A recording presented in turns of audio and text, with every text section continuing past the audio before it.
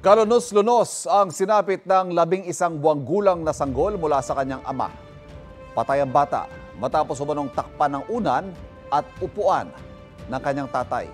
Ang dahilan umano, paghihiganti ng ama sa nanay ng bata. May unang balita si Jomer Apresto.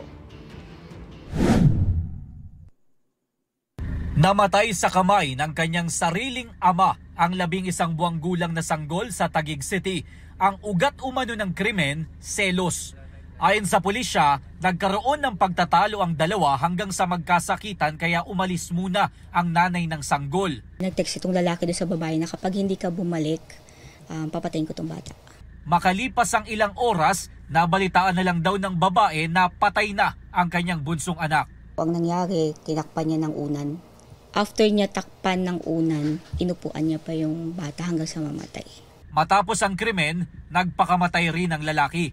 Ayon sa kapatid ng lalaki, nakulong noon ang kanyang kuya dahil sa iligal na droga. At habang nakakulong, may iba raw kinasama ang nanay ng bata at tumuloy pa sa kanila mismong bahay. Ang gusto kasi kuya, maayos daw po yung pamilya niya.